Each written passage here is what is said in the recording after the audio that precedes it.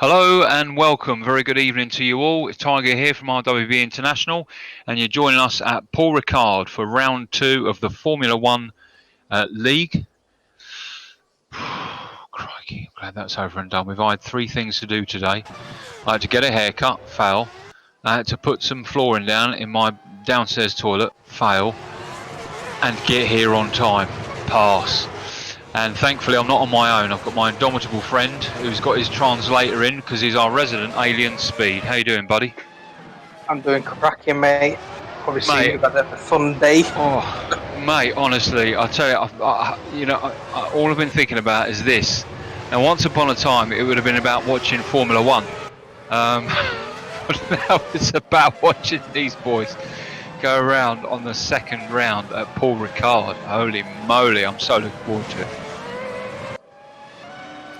Now, just to remind everybody, so there's me and Speed in the commentary box, and of course we've got Gabsy joining us as part of the commentary team. He's on trackside, if you like. Imagine him zipping around with his own camera and his own notebook and pen.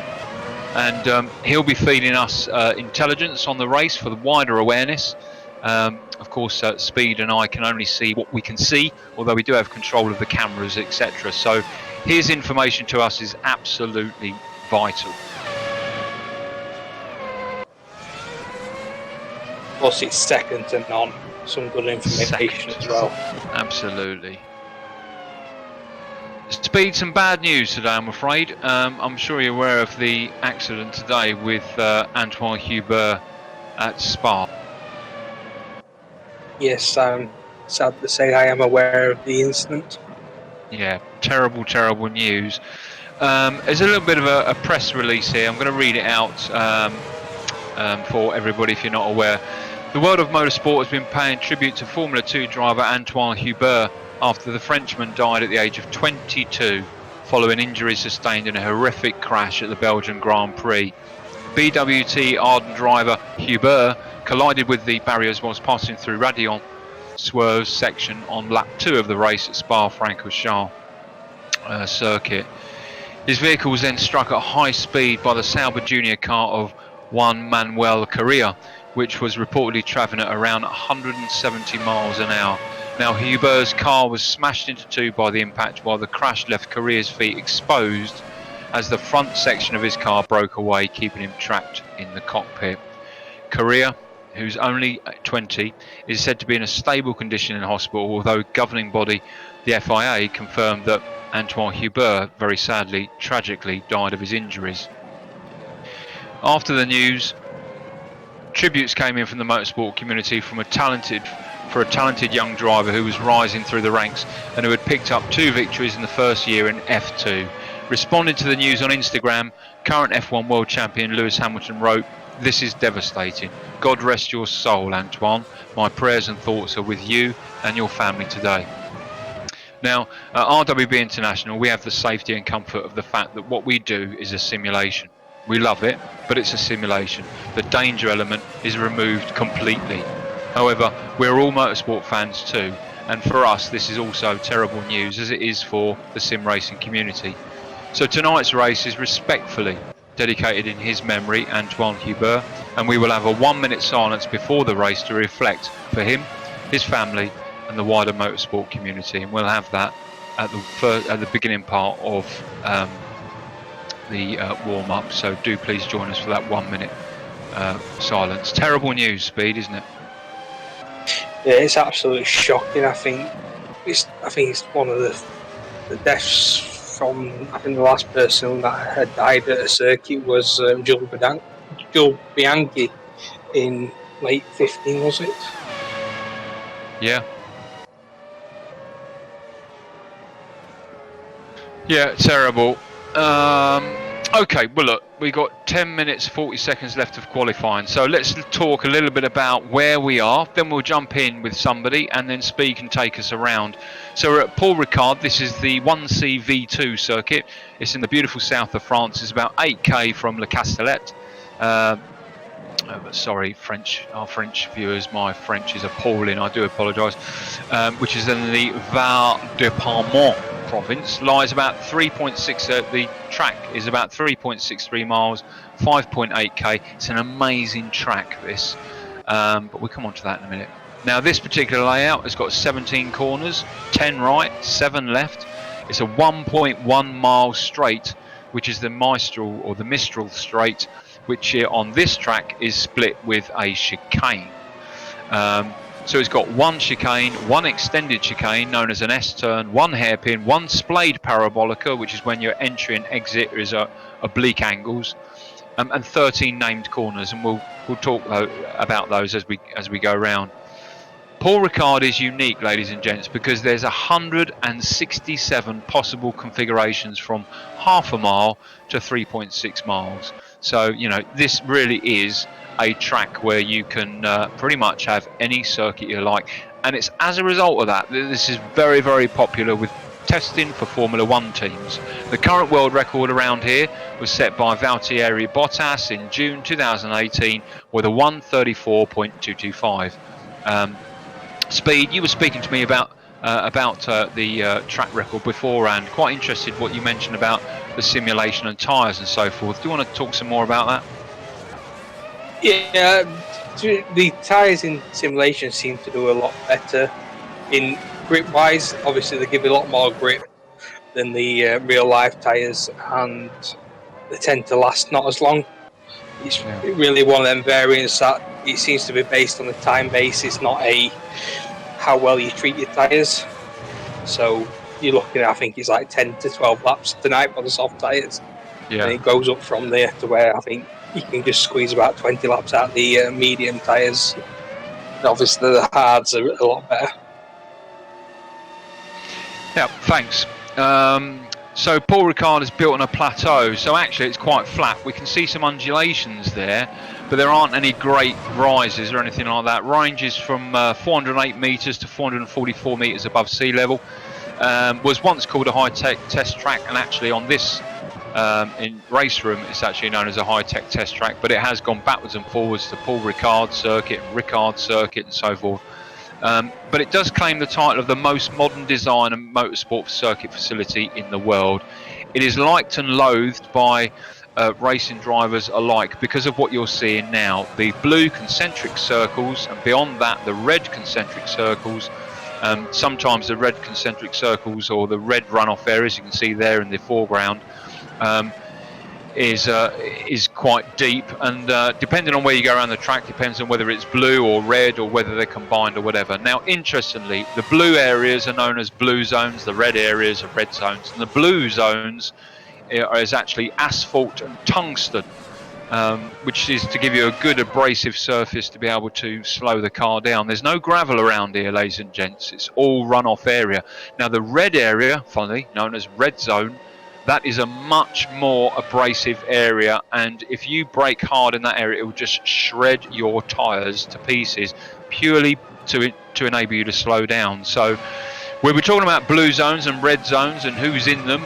It's hopefully not too many people as the race progresses, but that's the differentiation between the blue zones and the red zones. The red zones is a much harder abrasive braking area, and the blue zones is a less abrasive area, but abrasive nonetheless. This track has been going way back since 1969. Took about 10 months. Opened in 1970 with a 2-litre sports car. And as I said earlier on, you know, Paul Ricard has hosted Formula 1 teams, testing, FIA, GT. You pretty much name it. If there's a series out there, it's fair to assess that actually it's been around here, is coming here, or will be here at some point. Speed mentioned earlier on about someone who died down around here. Now, sadly, with all motor circuits, notwithstanding what I've already said at the beginning, you know, people sadly do die in this sport. It is unique, or one of the unique sports in that, you know, it does happen. The element of danger is always around you and in front of you and behind you in some cases. Elio De Angelis actually was killed around here in 1986 as we're looking at FX UK come through the S-turn and then continue up the Mistral Straight. Well, that Mistral Straight, and we can see it behind him there with the cones, used to be 1.3 miles long. and his steering column failed, and he went straight over and was killed. And as a result of that, they put in the North Chicane as part of the track planning, and actually then can slow it down, particularly with chicanes and so forth. So yeah. Yeah, so there you go. That's Paul Ricard. What do you think of Paul Ricard? Let me hand over the reins to you for a little while, Speed. What do you think of this circuit? I enjoy it. It's a difficult track because it is so flat and there's not many, trackside, marks to use for your apex as you're turning your braking points. So people do struggle with it. I think everyone struggles with it initially, but once you learn it and once you're comfortable on the track, it is quite an easy track to do. It's just very difficult to obviously get your initial head into the track with it not being. All you see on the outside of the track is blue and red stuff. So it's a fun track once you get to know it, but it is a difficult track to get to know. Yeah. Cool. I was just flicking on to H-Tune then as he just pulls over. Let's flick on to, what about Flack? Where's Flack? I'll tell you what, let's stick with Flack, and perhaps you'd be good enough to take us around as he once he's gone round. And hang on, wait a minute, where are we? We've got a while to go. Yeah, he's on the back straight. Let's bring the track map up and let's have a look. See when it. Come on, track map. Come on, race director. I want the track map. FX. There we go. It's finally up. So who's going across the line now? H-Tune. Yeah, H2. Alright, H-Tune, we're going to make you famous. Over to you, Speed. Yes, hopefully he doesn't hit it at the end of the lap. So coming down here, you just slightly coming over to the right for this bridge, watching out for people coming out of the pit exit. Brake at the 50 bar down. I was going down to third gear. Just you want to run across that curb, not get too much across that curb or you'll invalidate your lap. No, don't run too wide. Coming down to here, brake at the 50 board, down to third gear again, down to second. Try and hug this line down to first for this one. Really difficult because the car washes out. Going through here, short shifting, first, second, third.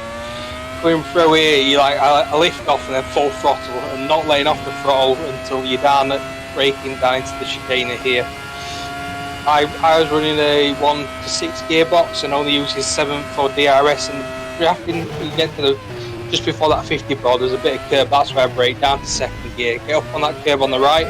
Don't go too much across that curb on the left coming out because it will invalidate your lap. Now it's just a simple drag. You can, if you're brave, take your DRS round this right-hander. I wouldn't advise it if you're right up someone's arse because the aero loss would be drastic. This corner's absolutely lovely. You just truck it in 6th gear, and I'm slightly on the brakes, downshifting 4th, 5th, 4th, 3rd, then back on the power and letting it come out. This corner's tricky.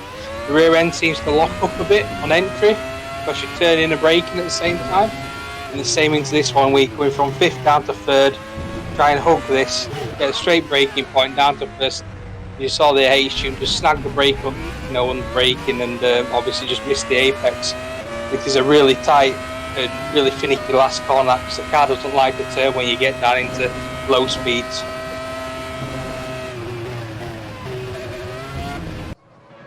And that's a lap, isn't it? Yeah. We need a slow-mo button to get everything in for that lap. I was going to say, crikey. The cars go around it too quickly to explain sections of the track.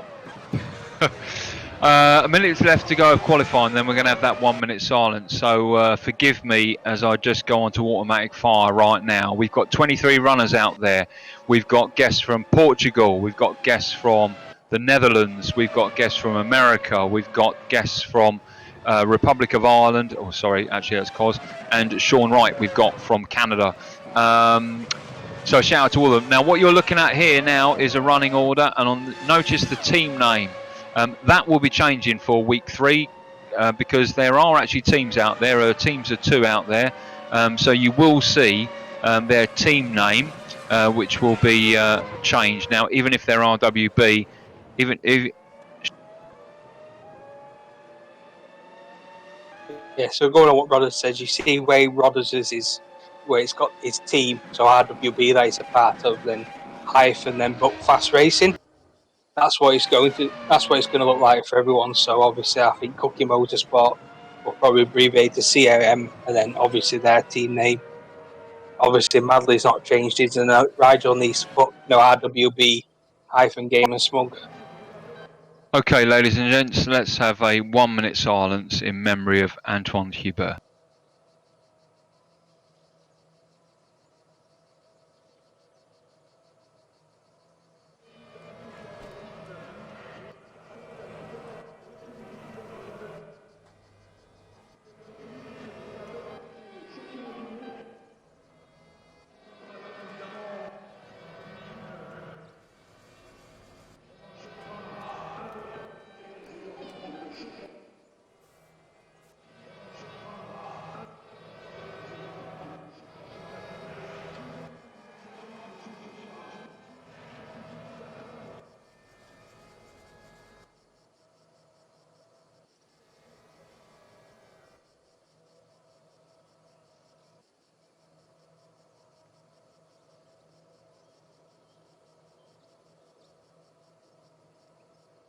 Thank you very much, ladies and gentlemen. Speed, would you mind telling the guys that they can carry on?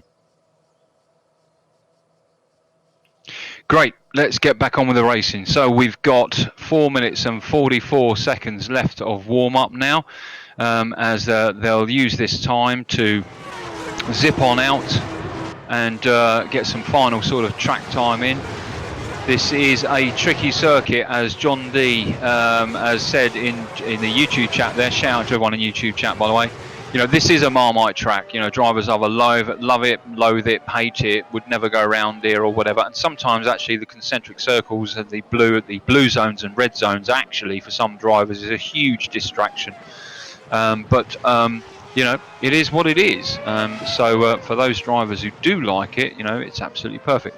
And I can tell you now, in real life, engineers and teams do like it because they haven't got to dig out gravel from side pods.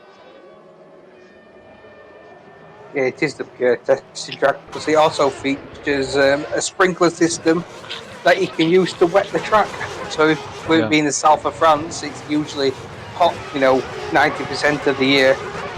So they can wet the track and obviously do some wet tyre testing. I know Pirelli go here quite often, Michelin as well do their wet tyre testing here. Yeah, they do. Granville. Sorry, carry on. No, I was finished. I was just stuttering over the last word. Cool. Well, 3 minutes and 17 seconds left. Let's just remind ourselves, the first race, we were at the Red Bull Ring in Austria. Now, Rodders won that race. He done 73 laps. His quickest time was a 104.765, and he led for 42 of those laps, and he pitted twice. John Haig, Rigel, the chief track master in RWB International, he also done 73 laps. He led 12 times, and of course he pitted twice as well. Now John Haig, Rigel and Ben Rossignol were backwards and forwards. Ben was attacking, and actually lost his third position to Evil, who was in third, but sadly got pipped on the last lap. And gave that third position to Ben Rossignol, who, as I said, came third. His fastest lap out there was a 104.916. Evil came fourth. He too completed 73 laps, 104.953. So, and Dave Crew, who did the top five, he also completed 73 laps. Now, it was only the top five that completed 73 laps. They all pitted twice.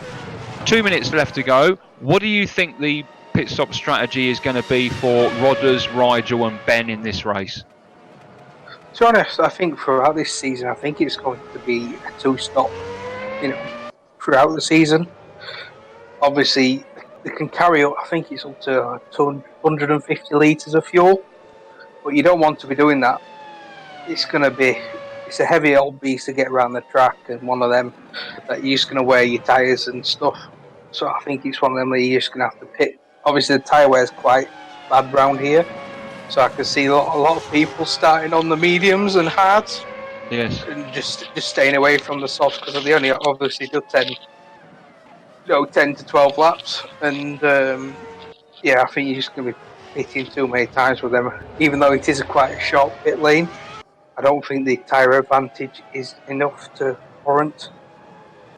Because in that 10 laps, you're going to have to be, 3 seconds quicker, to make up a pit stop. I don't think that the soft tyres are that good. Well, we've got 13, sorry, let's start with soft. We've got 9 people on softs out there. We've got Ross Garland on softs. We've got Thomas Pinto on softs. David de Grief on softs. We've got Fergie, RWB Fergie on softs. We've got Pinpoint on softs. H-Tune on softs. Charger and Cos both on softs. We've got 13 on mediums. We've got Ashley Keane medium, Zach Etier on medium, Ricky Richard on medium, we've got Mark Bean on medium, we've got Rodders on medium, we've got Ben Rossigne in medium, we've got Justin Madley, Rigel and Jammer on medium, we've got Luca, we've got Evil on medium, Audi on medium, FX on medium, Flack on medium. We've got one person out there on hards, Luca Gray.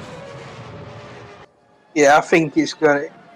Last week it was the softs and mediums were the quickest, the softs are going to be the quickest over a lap, but they just degrade that quickly around here. I think it's going to be a medium to hard, maybe 2 stints on medium and a stint on hards. But if you manage to get close to the end, maybe 10 laps from the end on your second sets of mediums, maybe have a gamble on the softs. Yeah. Okay, 47 seconds to go. Not that they'll take that, but this is their last minute now for a stand up and stretch, because they're just about to engage now in what is an 80 minutes race around here, which is some doing, I can tell you. Some of these guys are naked, sitting in their rooms with their VR headsets on, Rodders, and a few other people undoubtedly. There's no time for a toilet, no time for a cup of tea. This is balls out to the wall and bags of concentration. Exhausting, and it's not even real. Treated no more seriously, no less seriously by these guys. The red lights are on. They're looking at the main straight, down towards the main straight. They're away, and we're currently looking at Ben in 3rd position. And it looks like Thomas Pinto, our guest from Cookie Monster Motorsport, takes 1st position, and he goes straight into the S-turn. Heading now down towards the hotel turn with Rodders in 2nd, Ben in 3rd, Rigel in 4th, Madley in 5th, into hotel turn, now into camp turn. Looks like they all got through, and now coming through the virage, the turn of Saint Bohème, which is a mountain near Marseille. Now they're coming along the Mistral Straight, as we can just see them extending away towards the North Chicane. The first chicane, which splits up the entire of the Mistral Straight. What sort of speeds are they doing down there? Speed? Just over 200 mile an hour, depending on if you're running the low downforce set or the high downforce. Just over 200 mile an hour on the high downforce set. So not going slow exactly. Well, fair play to Thomas Pinto. He is really bringing it to this crowd here. There's no question about that, as we see him go through the double right, the double droite de Boissette, through the virage, the Bendor curve, and through the Garlaban curve.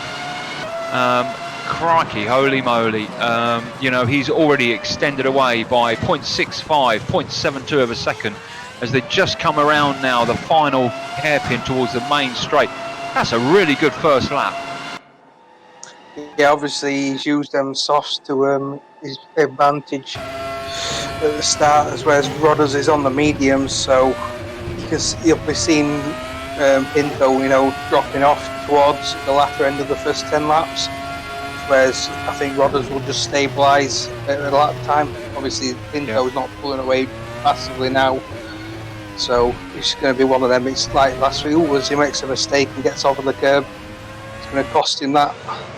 Yeah, as Rodders takes him. Rodders has taken him. Going through the... oh, crikey. Well, they're on the Mistral Straight now, going up to the North Chicane, but Thomas Pinto's still behind him, 0.2523 of a second. Now, a reminder, folks, these guys are free to set up their cars however they want it. The downforce is entirely down to them. Their pit strategy is down to them. Their tyre compound is down to them. How much fuel they're carrying is down to them. So... you know, everybody out there has got a strategy, and everybody out there is part of a team of two. So, you know, it'll be interesting to see how it pans out. Everyone is on fire at this beginning part of the race, but actually, you know, it's a long haul. And as we saw from week one, things can change, and quick.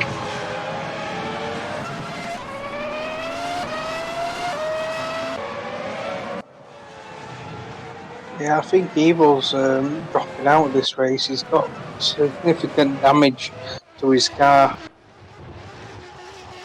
It says he's 100% damage to the engine I've got here is he's just being lapped now by Rodders, and that's such a shame. Yeah, Evil is retired. Yeah, that's a big thing with this, is that obviously you can repair the car aerodynamically and suspensionally, but the engine can't be repaired. And obviously he must have taken obviously it's quite delicate at the rear, so he must have taken a good whack up the rear or tap into the barrier in the start of the first couple of that corner. Well, these two have certainly pulled away from the main group. I mean, Ben, we know as Thomas attacks Rodders coming into the North Pinto. There was a bit of a spike. Crikey, what's going on there? I think that was. I don't think it affected them. I think it was just our stream. But yeah, Thomas took Rodders just coming up to the North Chicane there. As we're watching Thomas now go through the double right. There's the first one. Oh, crikey, holy moly! What on earth? Oh, that's a shame. Let's hope that stabilises for the rest of the race.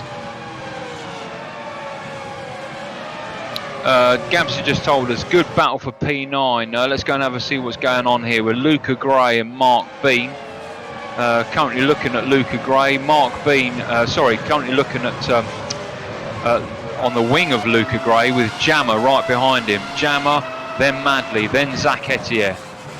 And then Charger currently in 13th place. We'll zip through the field in a minute as we see Jammer sniffing at the back of Luca Gray there. Crikey, he got close. These two are at it again. Just shows the tyre difference into that low speed corner, just how much more grip Jammer had than Luca did, you know, into that low speed corner. Yeah, and a reminder, folks, you know, the person that we're looking at, the camera is looking at, is the bigger bar on the bottom of the screen, and you can see their tyre compound there. Currently we're looking at Ben, and it's a medium tyre. If we go on the back of the wing with Ben and we look at Pinpoint, for example, we can see, if we ride with Pinpoint, we can see that he's on soft tyres following Ben. Yeah, just note that. There's nothing worse than not knowing what it is that you're looking at. Of course, you've got the race time up at the top, and on the left-hand side, the running order. Now, clearly, we're going to try and get as much coverage for our RW brethren out there as we possibly can. But, of course, we will intelligently select by virtue of...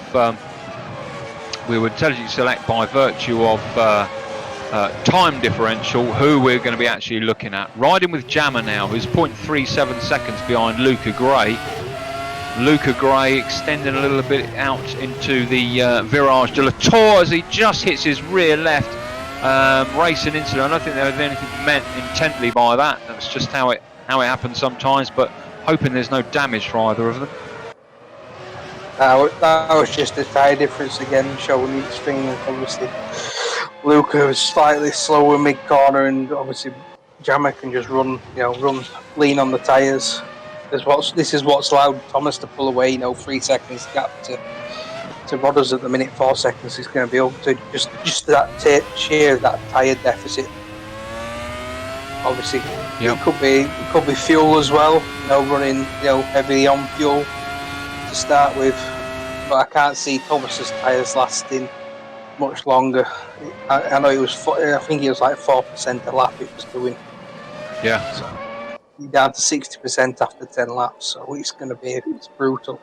Well, he's in first position at the minute, and he's currently got a 4.3 second lead on him, so we'll be keeping a very, very close eye on that time differential to Rodders. As he said, you've heard what Speed said. He's on soft tyres. He's probably on a light fuel load. let's not take anything away from him. He's just extended away another second in front of Rodders. So, you know, this is his strategy. That's not to say that, you know, it's not going to be the right strategy, but for Thomas, this is his strategy. So we wish him well on that. Let's have a quick rundown. Second place, Rodders, who's 5.4 seconds behind Thomas. Behind Rodders, 1.6 seconds, this man, the Chief Track Master, hunting down Rodders now, 1.4 seconds behind him. Then we've got Ben Rossino there, leading that group of three with Fergie directly behind in the blue and yellow, as we just see Fergie taking a look at the S corner, but no. So Fergie currently running in 5th. Pinpoint 2.2 seconds behind that, currently in 6th. Then we've got Ross Garland in 7th place. 3.6 seconds behind him, Mark Bean. 2.7 seconds behind him, Luca Gray. And Jammer right up the chuff of Luca Gray, and certainly looking at seeing whether he can just zip in there. Now Jammer's on medium, Luca is also on medium, so they're both pretty well matched with their grip, no question about that. But of course their fuel load will determine just how much that grip is implemented. Yeah, what I would do is tailor my fuel load to what tyres I'm on. So say I can only do 10-12 laps on the softs, I would already put 10-12 laps worth of fuel in. And obviously if I can do 20 laps on the mediums, I'll put 20 laps in, and it's the same for hards. Yeah. Because there's no point carrying that extra weight, because the pit stops are so quick. I think to put 50 litres in is, you know, you got 3 seconds for your pit, you know, your tyre change, and it's 5 seconds to put the fuel in.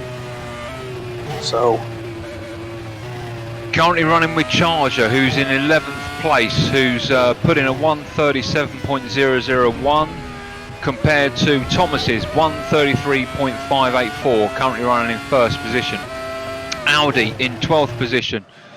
Audi's 1.2 seconds behind. If we look on the back of Charger, there is Audi there, taking a sniff.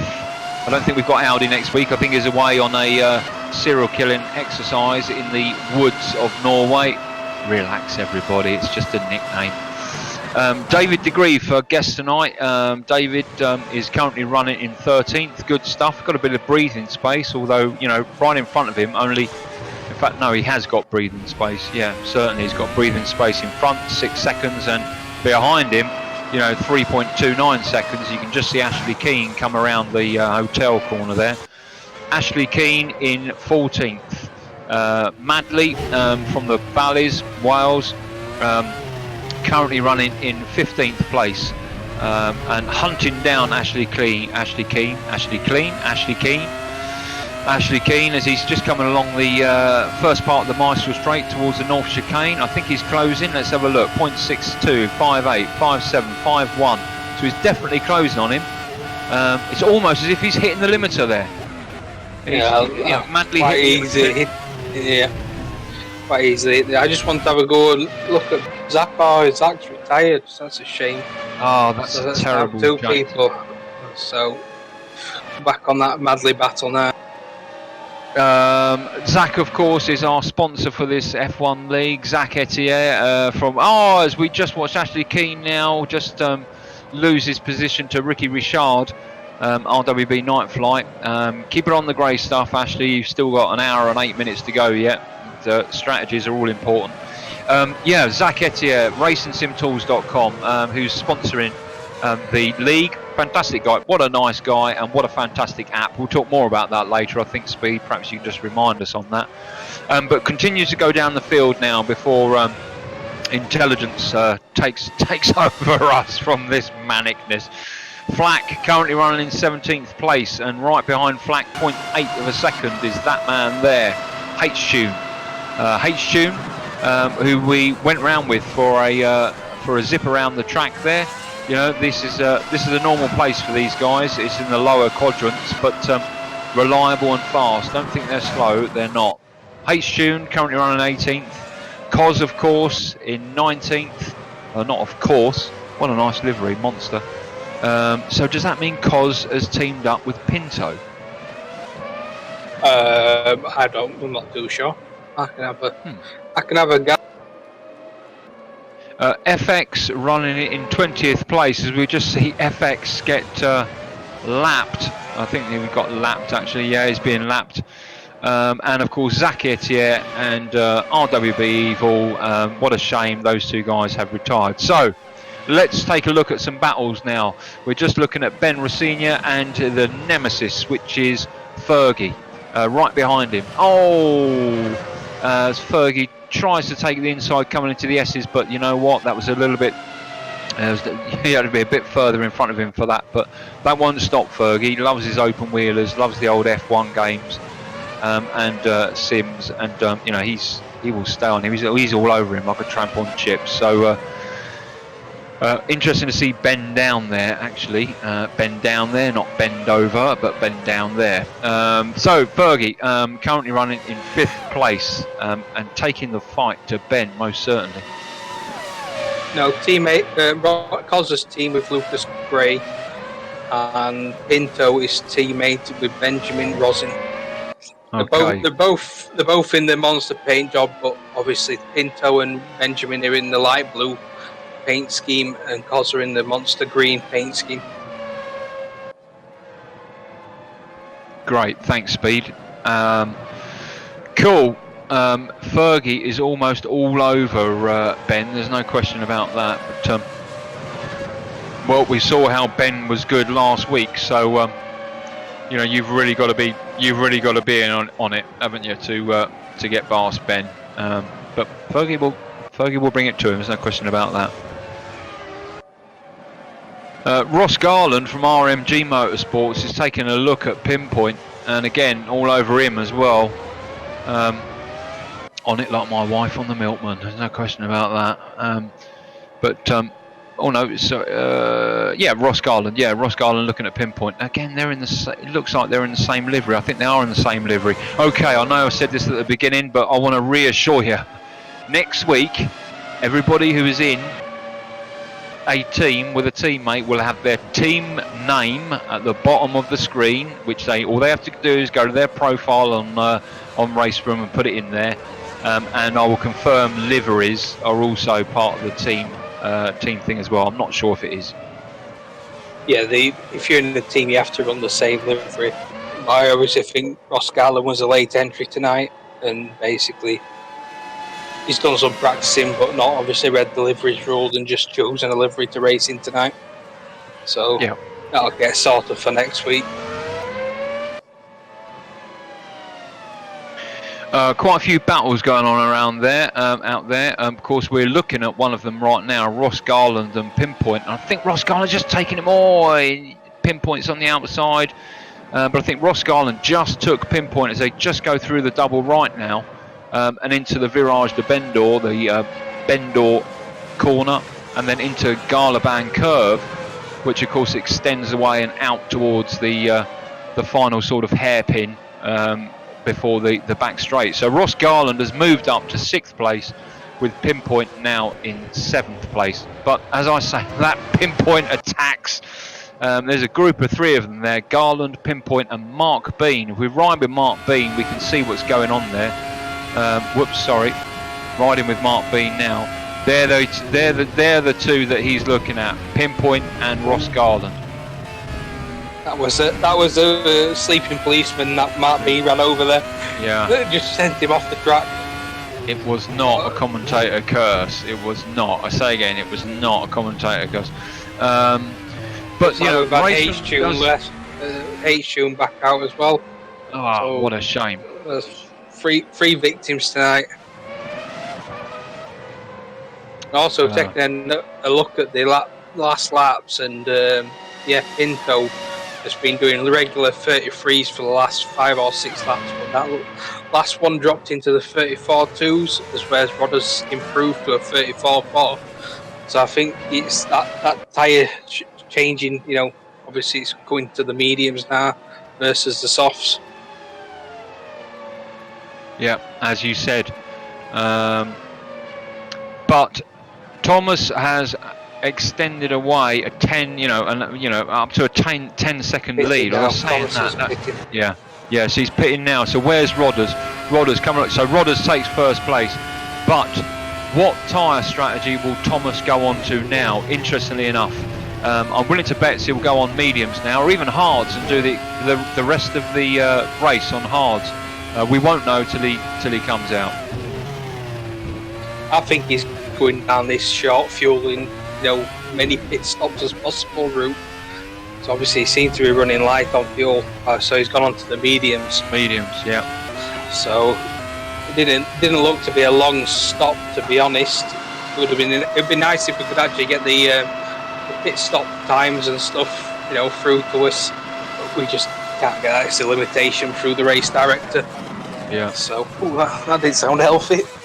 That noise on the back of Rodders then. No. Downshifting. So Rodders extending away in the first position, but in the background there he is, Chief Trackmaster Rigel John Haig, 3.2 seconds away as we watch Rodders go through the double right. We'll keep an eye on that time, but we want to be looking at this fight here in 9th place. Jammer and Luca Gray, a little bit of tyre rubbing there as they're coming through the North Chicane, but it looks like Luca keeps his 8th position. Be careful, Luca, because Jammer at the first opportunity will have a look at you, but you're doing fine there. I think I'm trying to bring a commentator's curse on him. That's an awful thing to say, but good luck to them too. We'll keep an eye on those timings. Madley now up to 11th position, 0.66 seconds behind Audi. Audi in 10th position currently. Audi's last lap being a 1:37.109. That is a huge time differential, isn't it? And when we look at Luca Gray speed, Luca's put in a 1:35.6. His best lap has been a 1:35.6. So, and he's on hards. So, is that the sort of time frame that you would expect on hards versus the softs and mediums? Yes, I think you can be running at least 2 seconds slower than the medium runners. That's the good thing about this. The tyres do have a good delta between them, especially at tracks like this. Yeah. I was just confused because I was looking at the timing screen. It told me we had 1:30 left. Obviously, that was counting down to 60. Obviously, the pit window is open now. So now you've got to do your pit stop between now and 20 minutes to go. Gives you a 40-minute pit window to do 1 mandatory 4 tyre change pit stop. Now, Madley on the last race at Red Bull, he pitted twice. So probably fair to assess he'll be coming in soon. But as Speed said, the pits are open now for, 20 minutes, is it? 40 minutes? Yeah, 40 minutes. It'll shut with 20 minutes to go. It opens up after 20 minutes of the race and shuts with 20 minutes. It basically goes on a variable depending on the race distance. So a 60-minute race, it opens 15 minutes into the race and closes 15 minutes from the end. Obviously, with this being an hour and 20-minute race, 80 minutes, it opens and closes on the 20 marks. News in from trackside, Gabsy just telling us that Pinto is definitely closing on Mark Bean. Interesting, because as we saw at the beginning there, he was on soft tyres, a light fuel load probably, and extended a fair amount away. Now he is currently around about 25 seconds away from Rodders. But of course Gabsy on the trackside has got his own cameras, his own timing, so he can spend more time focusing on somebody and evaluating as to whether they are actually going faster or not. Pinto is catching up on Bean. We'll leave him. There's another battle, but but let's be prepared to come back and see how this man does. He's done fantastic so far. Jam up, still looking at Luca Gray. I could almost think to myself that Luca's holding him up, but he's not. That's the truth of the matter. Luca is not holding Jammer up, but it's very clear these two are fairly well matched, aren't they? Are they both on mediums? No, of course. Luca's on hard and Jammer's on medium, but from what I've seen, I think Jammer's running a higher downforce set. It's just not good. Even though he's got DRS, he just doesn't seem to have the straight line speed. with Luca. Yeah. Luca does. So Luca seems to be doing this, top line speed that I seem to experience when I was doing my little runs earlier on in sections of the track. So he must be running, quite a high downforce set. Jammer. Now we've moved to Pinpoint speed because Pinpoint's currently in 4th place, and we've got them two people behind them. First of all, Mark Bean in the blue and white F1, then behind him, the guy we were running with at the minute, Thomas Pinto, who is significantly caught up with Mark Bean, so definitely faster than Mark Bean. Now, saying that Pinto is faster than Mark Bean, which clearly is because he's caught up, as we just see there, Mark Bean goes straight past Pinpoint like he's standing still. And Pinto, Thomas and Mark Bean, too quick into the S's, and of course, Pinpoint just says, thanks very much, fellas, bye-bye.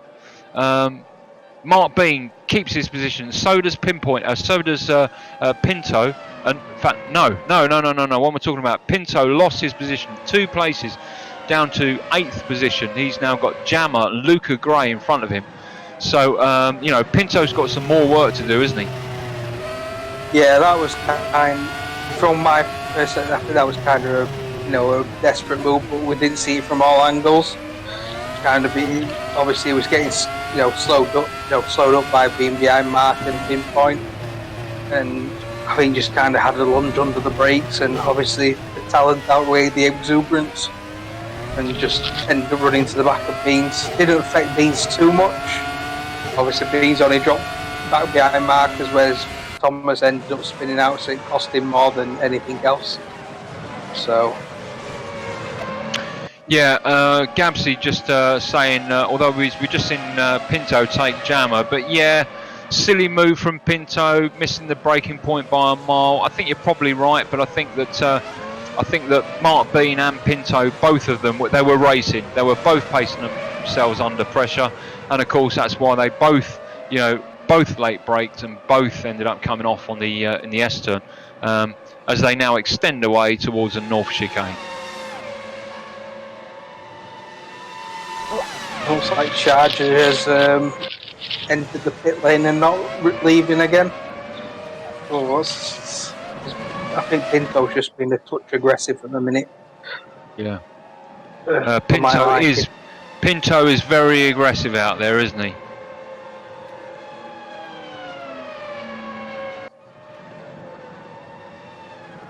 Luca Gray now 0.18 second behind Pinto. But Pinto is holding his own. But as we've seen, he's an aggressive driver. Now, being an aggressive driver, there's nothing wrong with being an aggressive driver as long as you're not an idiotic driver.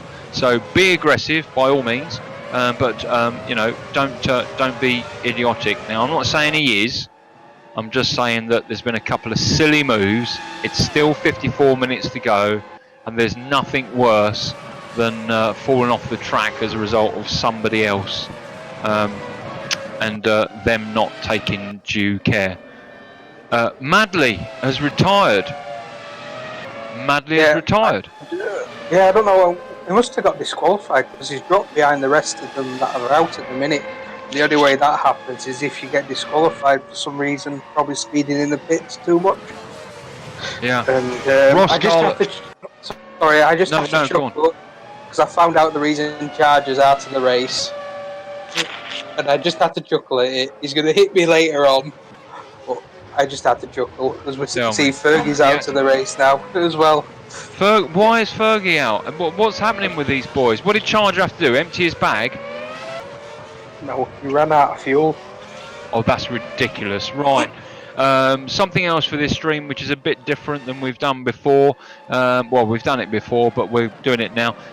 Let's drag Charger in. Let's have a chat with him.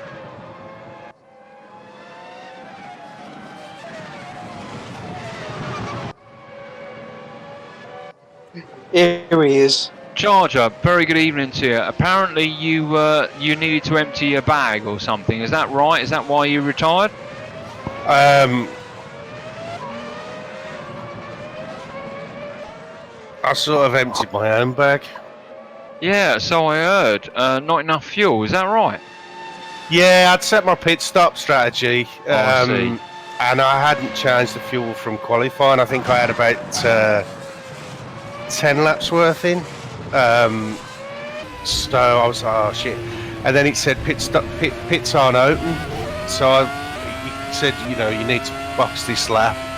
I didn't box because it was going pits will be opening in like 2 minutes or something. And then I realised when I was coming round on the next lap to actually pit, I thought, that's only for qualifying pits, isn't it?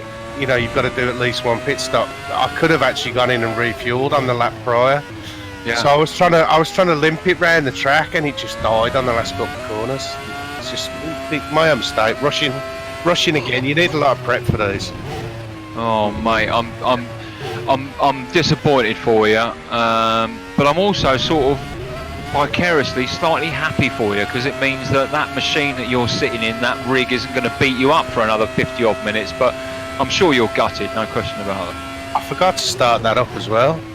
Oh good God. I literally sat down at 9:30. I was rushing around like a blue arse fly, and I literally was just. I had 10 minutes to qualify, I think, by the time I'd actually got in. And yeah, you just reminded me, actually. I'd forgotten all about that. But yeah, it's just one of those things. I mean, I wasn't very good on this track anyway, but I was doing all right. I was thinking, actually, I could, you know, keep the consistency and finish the race, and I might do all right, you know. But shit happens. Yeah. Speed, did I miss something then? Did Rodders come in for another pit stop? I think he did, didn't he? Yeah, Rodders came in for his first pit stop. Yeah. Well, Charger, you're welcome to hang around. Of course you are. And you know, the stream is out there, so you can see what's going on. And you know, we'll come to you every now and then, I'm sure. So you're welcome to hang around. Fergie, I believe, is Fergie still about, Speed? I wonder whether we can speak to him. No, he's gone. His PC may have crashed, to be honest. He's had trouble with that. So. Oh, that's a shame. Or Madley, is he still about? Yeah, Madley's still about. Let's drag him in. Let's have a chat with him. Here he is. Madley, very good evening to you. We were watching you, and then all of a sudden in the pits, unbelievable. What happened? As in retired. What was the beef? Madley might have gone for a commiseration smoke. Very, very true. So yeah, give him a minute, he'll be back. We'll give him a minute and we'll come back to him. So look, let's have a rundown then. We've got 6 retired. We've got Fergie, Charger, H-Tune, Zach Etier, Evil, and Justin Madley. Madley has retired as we watch Mark Bean coming into the pits. Now on the first race, Mark Bean was on a 2-pit strategy. Yeah, as I said earlier on, you know, most of them are going to be on a 2-pit strategy, but not necessarily. Ben Rossini now is in first place, 12.6 seconds behind him, having just pitted, and on mediums as well. Rodders, we'll keep a close eye on that time differential. Now 13 seconds. That's not Ben in front of him there, by the way. Let's have a look. Rodders. Let's have a look who he's coming up against. There's a back marker. Come on, track map. So Rodders is coming up to Pinpoint. So we'd expect Pinpoint, riding with Pinpoint then. On the wing with Pinpoint. There is Rodders in the background there. So undoubtedly Pinpoint will get blue flagged and he'll move over. Pinpoint currently running in 14th place. 14 seconds, sorry, 2.8 seconds behind FX. I wonder whether you can see FX. Yeah, there's FX there, just going through. Okay, where are we? Yeah, just coming to the hair point, the hairpin towards the main straight. That's FX. But behind Pinpoint, as I said, was Rodders. So there is Rodders there. So Pinpoint will have to choose an appropriate moment to allow Rodders not to be impeded by him, but at the same time not compromise his own battle that he's got, which of course is catching up with what was FX, who's now retired or in the pits. FX has gone into the pits. Holy moly, God, Famblance. Yeah, it looks like Pinto's have to retire due to connection issues. He started to lag all over again and it seemed to just disappeared completely. Well, that is a shame because he was very clearly doing very well. But let's face it, at the beginning of the race, when there's an awful lot of handshaking and net packets going on, we could see, couldn't we? You know, on the main stream, when we were focusing on him, we could see that he was lagging about all over the place. Shame. Never mind, Thomas. Well, it looked like you're having a great race, but it's a long road to the shops. It's not 2 minutes down the road, it's 20 minutes down the road. It's an 80-minute race. How do you settle into a tempo for an 80-minute race? I've never done an 80-minute race before. How do you settle into a tempo speed? What's your tips there? Practicing, beforehand, in the practice sessions, don't go out and do 1, 2, maybe 5 lap runs. Go out and do, a half an hour run. And then if you got time, go out and do an hour run, and obviously that'll build your stamina up. A lot of these guys here are used to the 60-minute races that we do, so it's not gonna be as bad doing the extra 20 minutes. It may be mentally draining as these cars are super fast, but physically they should be all right. Yeah, Luca Gray. For a minute then I thought he was in a double-engine car. He just zipped past Mark Bean like Mark was standing around for a lady of the night in some corner of a street in Birmingham somewhere, I don't know, or any other town in the UK before we get the Birmingham posse sending me emails and death threats. Hey. But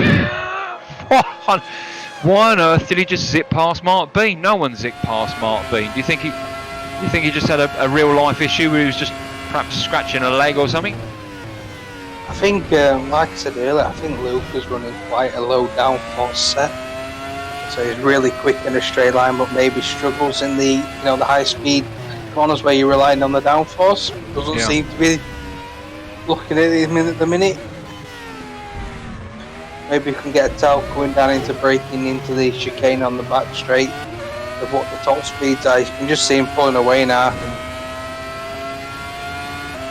I was visiting 325 with my setup coming down into the just before the braking point. So it's not that much quicker. It must have just have been a good DRS and a good slipstream that Luca had on Beans, or maybe Beans had a slowdown to take. Yeah. Now, first place is this guy, Ben Rossini, who brought us such a wonderful race with Rigel and with a couple of other guys, and we were watching him earlier on, of course, with Fergie before Fergie retired. He's currently running in first place. In second place, 11 seconds behind him, this man, Rodders. Having just pitted. Ben has not pitted yet, I don't think, Speed. Maybe Ben's going for the one stop, because I think I calculated it will be 51 laps tonight we'll be doing, roughly. So if he can get over the halfway distance, which is not too far away, if it's 51 laps, he's going to be, he can get to 26 laps on these set of tyres, and with the fuel he's got, that'll give him 52 laps. So maybe he can do it on one stop, whereas Rodder's probably going to a two stop. We'll be pitting again, roughly around about 40 odd laps into the race. Yeah. Rodder's naked again in his sim room with his Camelback and his VR headset on, and a big sign on the door that says, "Do not enter, children. Your mum's okay." Rigel in third place. Okay to enter, that is. Rigel in third place, currently 7.8 seconds behind Rodders, so therefore about 16 seconds behind Ben. Keeping a close eye on their times to see whether actually Ben is extending away, but I don't think he is. And as I said, he hasn't pitted yet, has he? No, he's not. So he's Now this blank then. This pocket at the front here, there seems to be lots of pockets. Ben is in a pocket on his own, although he's yet to pit. Rodders and Rigel are in the second pocket, really. Rigel being 7 seconds behind Rodders, 7.9 seconds behind Rodders. So they've got a pocket there. 30 seconds behind Rigel. Ross Garland, who you can see has just passed, I believe that was FX. Let's have a look. Yeah, it was FX. So has just passed a back marker. So Ross Garland in 4th place has just passed FX. Then 9 seconds behind Ross Garland, you've got David de Grief, who's a guest with us tonight. He's currently running in 5th place. Good for you, David. Keep it on the grey stuff there. Good luck. Luca Gray, who we saw have a battle with Mark Bean. Mark Bean right behind him there, 0.9 seconds. So these two, are fighting for 6th and 7th place. Jammer, who we saw earlier on, mix it up with Thomas Pinto. Jam Sandwich, Jammy Donut. Jammer is currently running 8th place. And then, in a pocket all on his own, Ashley Keane being hunted by the friendly serial killer, except at weekends and after 3 pints of Norwegian beer. This man, Audi. Audi currently running in 10th. So Ricky Richard, RWB Night Flight, 12 seconds behind Audi. Looks like Mark Bean and Luca Graham mixing it up again. This is almost the same as what happened last week, Speed, where we were having some great battles all the way throughout the field.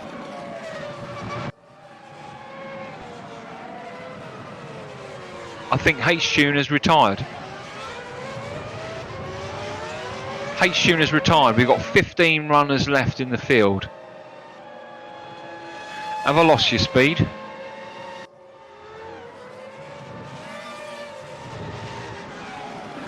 Have I lost me?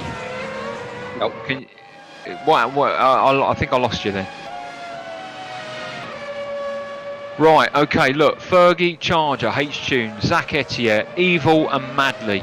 Is Zach Etier in voice up there, Speed? I think he isn't anymore. Right, let's have a look. I'll just have a quick look. Right. Fergie. Is Fergie back? No, he's not. Such a shame. Madley is on. He might not be. He might be back. He might be smoking himself to death. Evil. Has Evil gone? Evil has gone. He's gone to kill a goat. H-Tune is there. Ben is now in the pits, I believe. Yeah, so Ben is in the pits, which, as I've said earlier on, has allowed Rodders to take that first position with Rigel in 2nd. Will Ben come out in 3rd? He should do. In the cockpit now with Ross Garland. He's still got that around that hairpin in front of us, and then that's the straight there, and we'll see Ben. Ben will now be out on the. There we go. He's gone through the S's. So yeah, crikey. Right, let's see where we can get hold of Madley again. Speed. I'll try. Let's try. He's here. Is he here? Madley, are you here? To Madley. Ground control to Madley. Come in, Madley. Doesn't look like he is. Looks like he's chasing sheep. He's a big old fellow. If I was a sheep, I would run double time. I'll tell you what we'll do. Let's have a chat with somebody who's actually racing. Let's have a chat with this guy, Jammer, because I know he's already said to me, if I'm not in a battle, drag me in. He's not in a battle at the minute, although he is, 0.40. No, sorry, hang on 1 minute. What am I talking about? I'll drag him down now, so he's on the straight. Drag him down. He's here. Jammer, are you okay to talk? Yeah, buddy, how you doing? Very good, thank you very much. Joining us live in the old commentary booth here, metaphorically, quite a dirty, smelly little hole that they shove us in when the racing's on. You had a little battle earlier on with Thomas Pinto. That looked quite interesting. I think he's retired now. We thought he was a bit aggressive out there. What was your take on it? Well, I kind of knew that Thomas had pitted and I was essentially a lap behind him, so I didn't really want to fight him too much. It was more about Gray, who I was having a battle with for about 10 laps or so. Yeah, which I was very frustrating, to be honest. Did you mean Gray? Is that who you Yeah, meant? I did. Yeah, apologies. Yeah, thank you for correcting. Yeah, Luca. Yeah, his driving was very aggressive, and I thought some unnecessary considering he was on the hard tyre. I was clearly faster on the medium tyre, and I feel like it's going to ruin my race a bit. Yeah, and there's nothing worse than that happening. So, I mean, you've already pitted once. You're on mediums. Are you in a position to be able to tell us what your strategy is in general? I mean, you're currently running 7th place. You've got 8 seconds to Mark Bean. You've got a nice bit of space behind you to Audi, 23 seconds there. So you're in a good place. So I suppose you're, you know, how do you feel about that? What's your strategy right now? Just keeping on the grey stuff? And what is your strategy with regards to fuel? Yeah, so I'm definitely planning on another pit stop, which I'll go for mediums, and that will take me to the end of the race. So I'll probably do another 6-7 laps on these tyres and see how we go. But they're feeling pretty good at the moment. That's awesome. Well, you're currently running 7th. You've had you're doing well. There's still 36 minutes left of the race. Good luck to you. We'll chuck you back up there now, and we'll pick on somebody else. Thanks, Jam. Cheers, mate. Thanks a lot. Thank you. Well, it's always good to talk to him. Now, Audi currently running in 8th place behind Jammer, 21 seconds behind Jammer. And Ashley Keane in 9th place, 3.4 seconds behind Audi. And right behind Ashley Keane, less than a second, is David de Grief. I hope I pronounced that right, David, and if I didn't, apologies. Is it David de Grief? I think it's David de Grief. David de Grief, yeah, it definitely sounds a bit French, doesn't it? French-American. So, definitely caught up there with Ashley Keane, 0.3 seconds, 3.7, 3.6, 2.7, 2.3, 2.1. So I mean, he's looking at him, isn't he? Yeah, and he's got him. A sniff of him. He's got him. He's got him. Oh, has Ashley Keane got a problem? Yeah, Ashley Keane's not fitted and he's on the medium tyres, so he's going long, very long into this race. Oh, he must be out of... Oh, he's letting people by. How did... Yes, he's at... I don't know. Come back to me later when I have an idea what I'm doing here.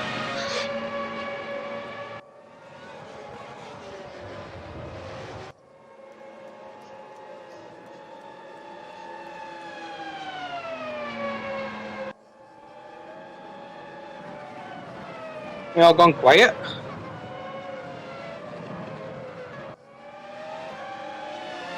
I'm still here.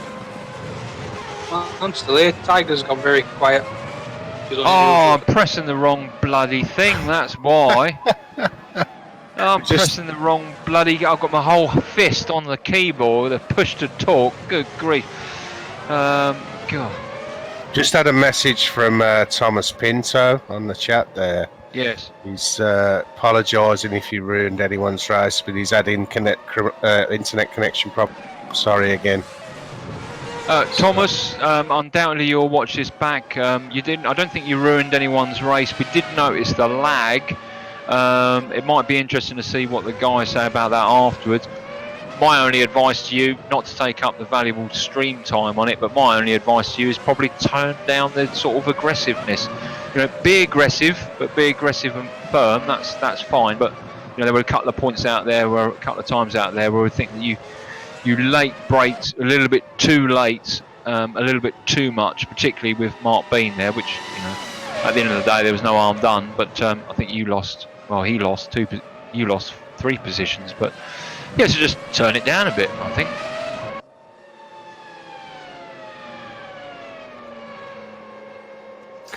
I think this track was always going to create some casualties. It's a really difficult track. It is for me. It just doesn't flow the way you'd expect a normal F1 sort of track to flow. The corners are off, cams are off. It's really weird. You've got dogleg corners and all sorts. It just doesn't flow for a Formula. So you're not a fan of Paul Ricard? I don't know him personally, but I'm not a fan of the track. I think for me personally, I would have liked to have seen, I think it's the 1C-V1, which is the Maestral Straight without the chicane. And I think that would have made it slightly different by virtue of the fact that a lot of people would have run lesser downforce, higher gearing, but that would have caused a bit more bunching up for the rest of the track, perhaps. I don't know. I mean, I like Paul Ricard. I've liked the racing I've seen so far, but with 1, 2, 3, 4, 5, 6 retirees with 30 minutes left to go, I think you're onto something there, Charge. Yeah, I think as the league goes on, it's the tracks people. This is the one. I've got to be honest. This is the one in the whole league that I was not looking forward to. I've made it quite vocal that I just don't like it, But I'll race. I'll race anything. Just my own stupidity tonight that messed it up.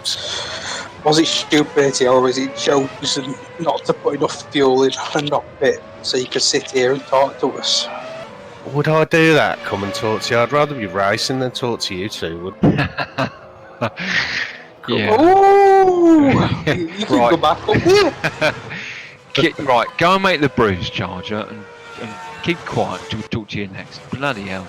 Okay. Coming in here, verbally abusing Sorry, us. Target.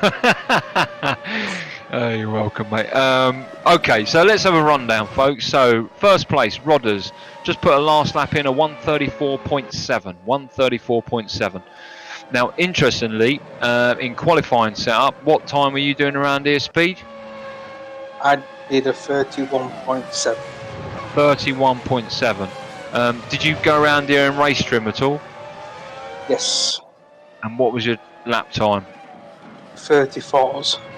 There you go. So roughly the same. yeah, and 10 minutes left to go of what would normally be a 60-minute race.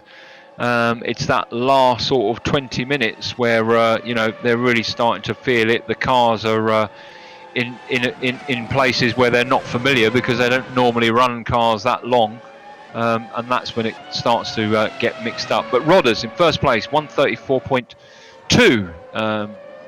He's just done there, with Rigel 12 seconds behind him in second place. A 134.757 was his last lap, but his fastest was a 134.1. Ben Rossina, 50 seconds. 48 seconds speed behind Rodders and Rigel. I mean, that's 3/4 of a lap. Yeah, it's obviously a huge swing around to what it was last week, where Benjamin put massive pressure on Rodders and John for the Red Bull race, and obviously now it's 47 seconds behind Rigel, and the further, another 10 seconds on top of that to where Rodders is. Yeah. Now, John D has mentioned something in YouTube chat which is quite interesting. Yeah. Valid point. He says, how far apart will they be when Rodders does his second stop? Well, John Haig is currently 12.5 seconds. He's done a stop. He's done one stop, and so has Rodders done one stop. And you need about 20 to 30 seconds. So you need about 20 to 30 seconds to keep your position. So it'll be interesting to keep an eye on Rodders to see when he does come in. And the time gap to Rigel, but currently it's not moving much far away from 12 seconds. So as soon as I say that, it goes into 13s. But them two are on their own little packet. They're in their own little packet, these two, Rigel and John Haig and Rigel and Rodders. Ben in third place, 9 seconds behind him, Luca Gray. Behind Luca Gray, just see him coming around the corner there, Mark Bean. Mark Bean is currently in a little place of his own. He's got a few seconds into the guy in front, Luca Gray, and Jammer, who we were talking with earlier on, is now at 13 seconds. So he hasn't closed up, has he? Because he was 8 seconds, wasn't he, to Mark Bean? It's just slowly dropping back. I don't know if he's obviously the set tyres and obviously a different fuel load from what he's ran in the first race. as he does a slight mistake there. It's just maybe his lack of concentration's got to him at the minute. 80 minutes, a long time, yep. It's one of them. Obviously, Jammer's been away from racing for a long time, and this is probably his first major race back. So probably a bit of fatigue setting in. Obviously, not due to the race length and stuff like that. Yep. Now let's not forget about these guys back here. Cos is currently running in 15th place. He's kept it on the grey stuff. He's putting on steady, consistent laps. His last was a 1:39.9. But, for the past couple of laps there, and thank you, Gabsy, for pointing it out, he's been battling Ashley Keane for, 14th. It only takes 2 cars to race. Just because you're running last in any race doesn't mean to say that you shouldn't be giving it 100%. And, it's good to see Cos doing exactly that. And this is the only sort of, there was a flashing zone throughout the 15 runners that are remaining. This is it, between 15th and 14th, and you can see Cos is significantly quicker going up the Mistral towards the double right. It just looks on the inside, but Ashley has got the better line. But you can't take away from Cos. He's bringing it to Ashley.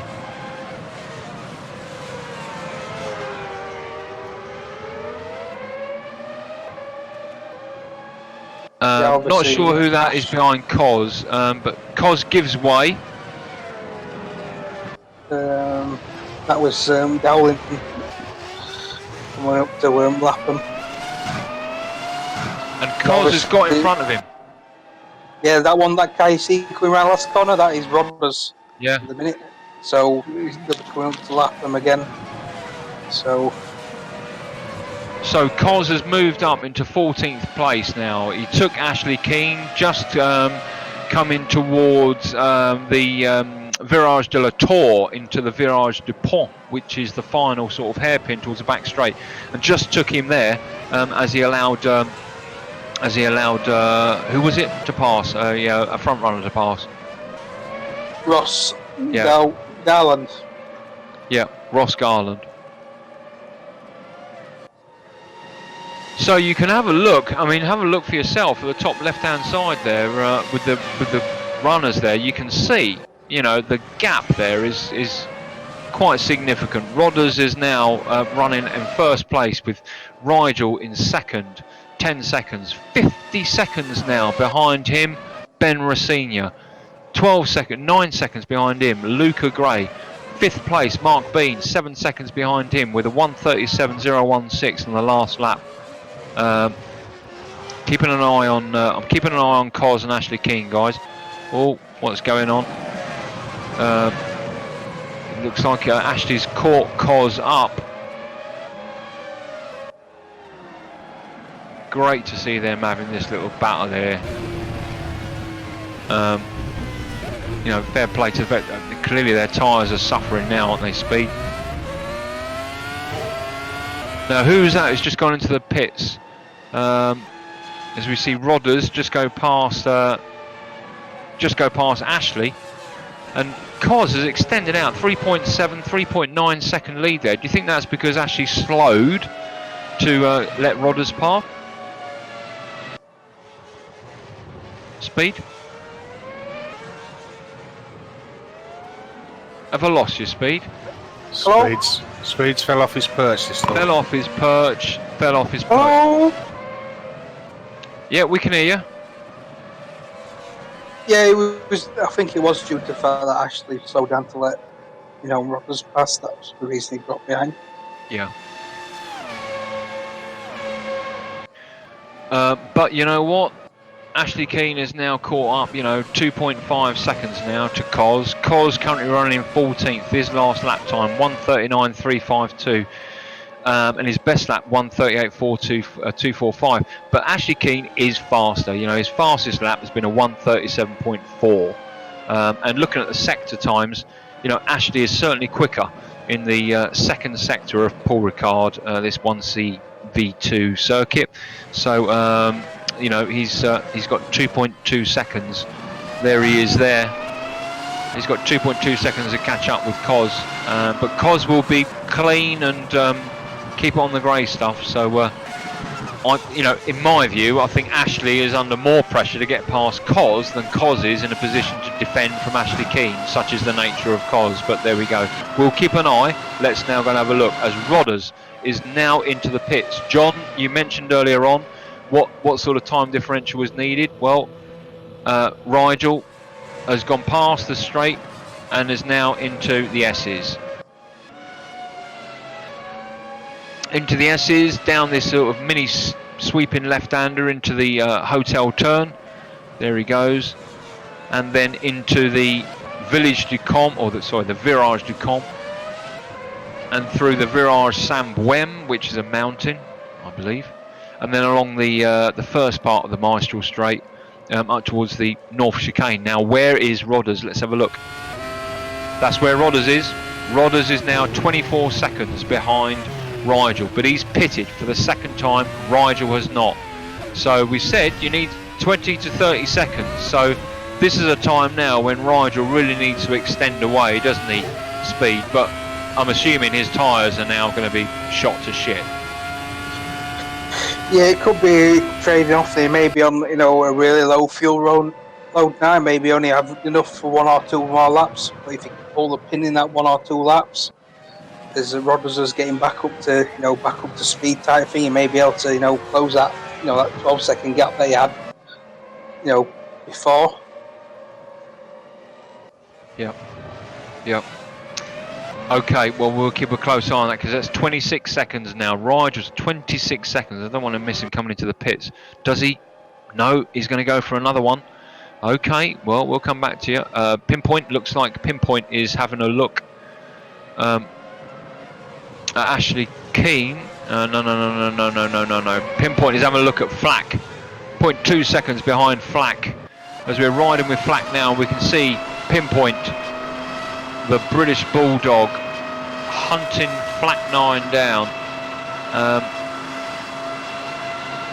just trying to look at the time. 0.21. Why? Just outbroke himself there. Flack keeps it nice and tidy, as I say that, as he goes straight into the blue zone. But Pinpoint is, in fact, they've got a fast run. I think that's Ross Garland. It is Ross Garland. So Flack 9 should let him pass, as he does. So these two still having their battle, Speed. Yeah, I think this is going to go to the end. Obviously, Flack and Pinpoint have been like this since the start of the race type thing, and obviously very fast racers, each of them, so it will be a battle to the end. Well, this is the closest battle out there right now. Saying that, Mark Bean, I think, has just come into the pits. Yes, he has, and now just exiting. Pinpoint looking at FX, but looking at Flack, but he's just not close enough down that straight. But it's not stopping him from piling on the pressure. How is Flack under pressure? Do you know? I think he deals with it quite well, to be honest. From what I've seen, I've not seen a lot of it, but he's dealing with the pressure of Pinpoint behind him now. So there's no other person you would have one behind you giving you pressure than Pinpoint. Is relentless with that type of racing. Yeah. And news in from trackside, Speed. We've got news on Madley. We've tried to speak to Madley a couple of times. Apparently he had a drive-through for the first lap for cutting, although he washed that off in a time penalty. Then he had a spin, and then soon after that, the 2-year-old decided to come and play with Daddy while Daddy was playing around with a circle thing on his desk. And press buttons on the wheel during the exiting of the pit stop, which knocked the pit limiter off. Oh dear. What a shame. Right, Rigel is in the pits. For next week. So Rigel and Rodders, as we predicted, and as John D, as we mentioned earlier on, Rigel needed 20 to 30 seconds, and he clearly had just enough. Rodders is also on medium, but Rigel, for the last 17 minutes, is on softs. Now that is a gamble, is it not, Speed? Yeah, obviously forgetting his name, Pinto. He went on softs at the start of the race, Yeah. and obviously pulled, that 6-7 second he was doing 133s quite regularly until he pitted, where he dropped down into the 34s, but he was still going quicker than Rodders. So this could be a good shout from Rigel here. Rigel, yeah. Yeah, we're probably another 10 to 15 laps left of the race. It could be a good shout. 17 minutes. Now FX is currently looking at Flack to take 12th position, challenging Flack for 12th position. Pinpoint we saw earlier on Flack, well, Pinpoint managed to get in front of Flack. He's now extended away like Zola Bud on Nikes, and Pinpoint has now, as we just see, FX has just taken Flack. So Flack again, that's 2 positions he's lost. FX is on softs. This man Rigel is on softs, who's now taken 0.5 of a second off of the time differential to Rodders on the mediums.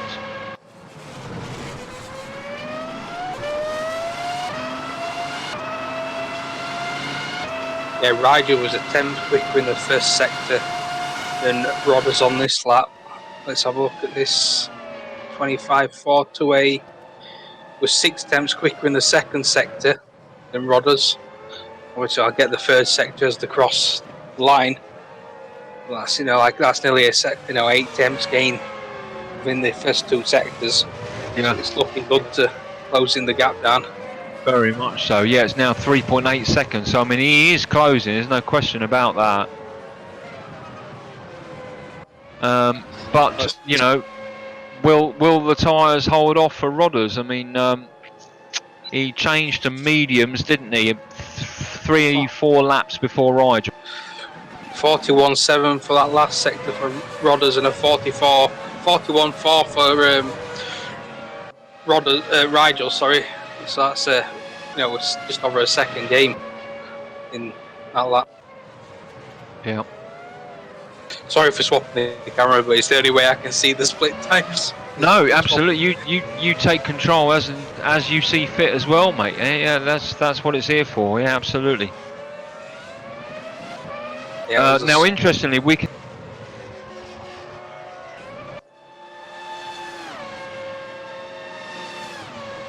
That was a bad sector from that sector 1 from John there. That was a 28. So Rodders was 4 tenths quicker in there. Rodders is just on a 25.6 in the middle sector versus Rigel's 26. So obviously that the lap he gained on the last lap, the time he gained is just gone in this lap alone. Yeah, because he's back down to 5.6 seconds again, isn't he? So I mean, Rodders, crikey, on it like a Dalek on a dustbin. He's keeping his distance away from John. I'm saying that though, John's just zipped under 5 seconds. It keeps fluctuating between 5 and 4.5 seconds. So that 0.5 a second, but there he is. He just you can see him. Sometimes when you can see him, it just gives you that little bit more impetus to drive that bit faster. But they're both so very good. Yeah, crikey. Yeah, because I think the race director screen we get shows their fastest sector time, their fastest lap sector times. Whereas we kind of want to see what they're doing on each lap. As Rodders has done a 27.7 that go round through the first sector versus a 27.4, so that's 3 tenths gained in that first sector. So if he can keep his head in the game, Rigel, at least could be a close finish with 13 minutes left. Absolutely. 10 more laps. 10 more laps. He's now down to 4 seconds at 3.8 seconds. There's 10 laps to go. And this is a good segue to say that what this man has been doing for the past 5 days? He's been living with Raceroom tools. This guy has driven round here hundreds of laps and is evaluated with a very logical mind how his car is set up, and he's had some great help from Zach Etier from RacingSimTools.com, who sponsor this league. I saw his chat in the F1 League on our Discord channel, And I was lost speed. I was. I mean, default setup for me is about as far as I can go. Yeah, that was also another 4 attempts in that middle sector. Rigel was quicker. Yep. And 6 attempts in that last sector. So this is coming down to the wire type thing. I just hope Rigel has enough tyre left at the end. Or is it just going to be another one of them drag racing, you know, them DRS racers? Ross Garland in 5th place, 0.6 of a second behind Luca Gray in the monster livery. Looking at the back on wing of Luca Gray. Luca Gray, we were talking to onto Jammer earlier on. He was saying, you know, he got into a bit of an aggressive fight with Luca Gray. Come on, back marker, you're a back marker, move out of the way. But it wasn't a back marker, was it? That was Ross Garland. Oh, there is a back marker there, isn't there? No, it's pinpoint. Pinpoint just let Ross pass. Yeah. Okay. Great.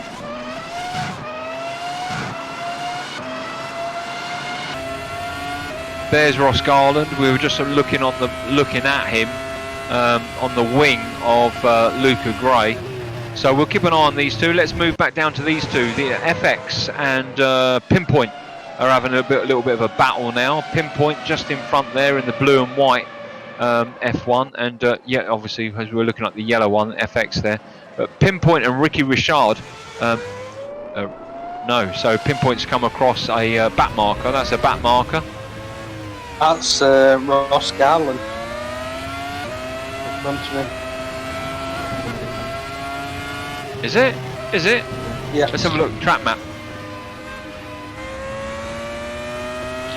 Yeah. Okay. So Ross Garland is in front of Pinpoint by, you know, several places. So that is Ross Garland having lapped Pinpoint and in front of Pinpoint. Now, what's the etiquette there, Speed? You know, I thought that that Pinpoint was faster than him. But what Pinpoint clearly done was move over or slow down so that he wasn't putting pressure on somebody that was in front of him, and in doing so lost the position to FX. Yeah, it's kind of a grey area. I'm of the thing, if obviously you may be a lap down on someone, but if you're, you know, quicker than them and they can see you quicker, it would be more advantageous for them to let you go. Yeah. And obviously hook on the back of you. Versus, you know, you coming up on the back marker, you're quite easily faster than them, and they'll just, you know, go out of the way and let you pass. It's a bit different when obviously you're quicker than the person that's coming up to lap you. It's kind of one of them grey areas. As long as you're not hindering them in any way. Now look at that speed, look at that. 1.3 seconds away from Rodders. 3.8, 3.9. So Rodders is faster on the straight, but Rigel's got more grip because of these soft tyres, definitely, as you said earlier on, and has caught up over 2 laps, 4 seconds, 4.5 seconds to 1.3 seconds now to Rodders. Rodders will be sweating like Gary Glitter collecting his computer from PC World. There's no question about that. I know he's sweating anyway because he'll be naked with his Oculus Rift on. And he'll be sweating even more now as Rigel is now 0.8 of a second speed, 0.7. Yeah, if I was Rigel now, I'd be waiting. I won't be putting any pressure on him. I'd be waiting for that DRS on the next lap. You know, and obviously using it down that start-finish straight, coming out of this corner, I'd be risking it balls to the wall, DRS through this sector here. Obviously, if I get past going into the chicane, coming through here, I'll be using the DRS, pulling that gap, and obviously trying to, you know, break the DRS from Rodders. Yeah. You know, using the extra grip of my tyres, because they are going to fall off at some point. So I'll be using them. So at this point, I'll be getting as close as I possibly can to him. On it like a car bonnet. Unbelievable. And now we're not moving the camera off of these two. I know there's battles going down with Pinpoint and FX, and we'll come to you, but the fact of the matter is 0.3 of a second now. We can't take it away from these two. Can Rigel take Rodders as they come into the S turn? Clearing through the S turn, down towards Hotel turn. 0.37, 34, 33, 32. Rigel's saving his DRS now, so I'll probably see him using it coming out of this last corner. So if I'm going cockpit with him, we'll just see. Obviously now he's right up the rear end of Rodders, coming out of this left-hander. Flick on DRS now. Been munching the speed away. He's going to take first. He's going to take first, isn't he? He's taken first. Yeah. Oh, bloody marvellous. Oh, Rodders. Now, will Rodders' tyres be going off this? No, but as you can see there, Rigel's done exactly what I was suggesting, using DRS out of this last corner, out of this onto this straight. Does he have the balls to take this next right? No, he doesn't. So he shuts his DRS through here. He can do it, but it's risky. But obviously he's got to get that, 1 second in front. So he breaks that DRS toe from Rodders. So you're coming down here, you can see it's at 6 tenths now. Coming out of here, he'll be using it after the last corner, his last DRS. You get 3 uses in the lap. So as we saw in the last lap, Rigel closed mightily down on Rodders into this last sector. But now it'll be Rodders' turn. He'll get DRS now, won't he? Yeah, he's got DRS now. He'll get DRS in 7.6. Yeah. So this has got to be an epic lap from Rigel. Break that DRS toe. Even though Rodders has got the DRS now, he'll close down massively on the straight, and this is where I can see it being a DRS war. You had to break that toe, in that first lap. As you can see, it's up to 1 second now, but it'll close down massively. Coming onto the back, down the back straight. With Rodders having the DRS. There we go, DRS. Now let's see, 1.13, 1.08, 1.003, 02, 0.9, 0.91. Yeah. Wow. We 15 runners still. I'm not taking it. I cannot take it off of these two. It just would not be right. Speed, racer of the event. Who are we looking at? Ooh, give us some idea in the YouTube chat. Put you forward your nominations for racer of the event.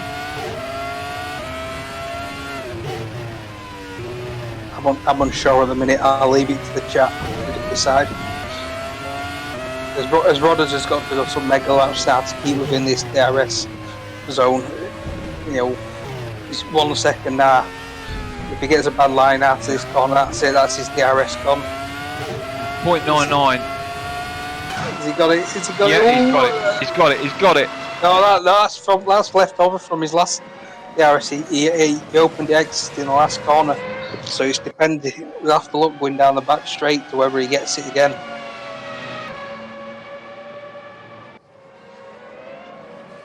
Because that was mighty close to being 1 second as he crossed the line.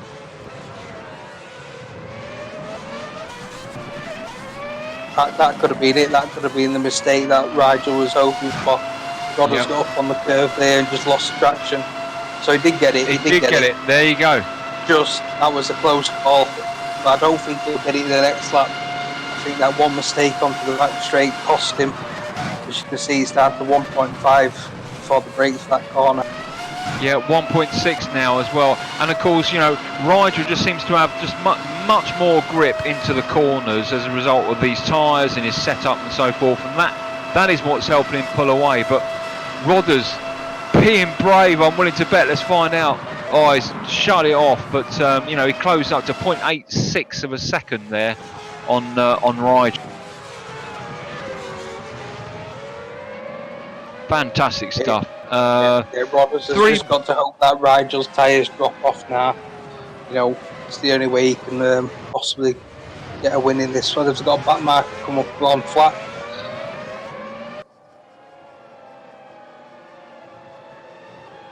Wow, fantastic racing from Rigel.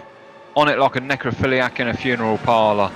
He took over 3 laps, closed up 5 seconds and took took Rodders on the northern part of the Mistral circuit, sorry, the eastern part of the Mistral circuit, and these two, as Speed has said, are having a DRS war. But it just seems that Rigel has just moved to beyond the 1 second time frame, which is of course is a huge disadvantage for Rigel moved just beyond the 1 second time frame, which is a huge disadvantage for Rodders, because he needs that DRS, doesn't he? Yeah, as you can see now, Rodders hasn't got the DRS to Rigel, so Rigel's probably just going to slowly pull away now. I don't think it's a great deal, but obviously I think there's possibly 2 laps left. Then Rigel's only been out to the pits, maybe 7 laps at the minute, so his tyres are not going to drop off towards the end. 2 minutes to go. Rigel is on lap 49. His last lap was a 1:33.8. Rodders' last lap was a 1:34.1. Rodders is, floating between 0.97 and 1:110 behind Rigel. He needs to be a second behind him to get DRS. Is he going to be a second behind him? Oh, I think he is. I think he got it. No, he didn't. What? He'll probably save it for the 2 straights. He won't use it down here. He'll save it for the 2 straights, and obviously if he did get it, he'll use it as he exits the last corner, just to give him that extra straight line speed. Rigel then coming through. Where are we? We're on through the San Buemi corner into the back straight through this kink through the back straight. Let's go on the wing with Rodders. There, he's got DRS. He's got DRS. 0.11, 118, 115, 111, 106. You can see him closing. It's going to be a close one to whether we do another lap or not. It's going to be extremely close. Rodders wants another lap, Rigel doesn't.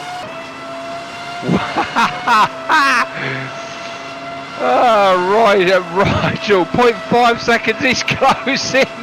He's closing. 0.5 of a second now. I'm willing to bet that Rigel. And I think he. Now this is he's bringing it to him now. I'm willing to bet that Rigel's tyres are slightly going off now. I don't think we're going to get another lap, so this is the last corner. 10, 8, 7.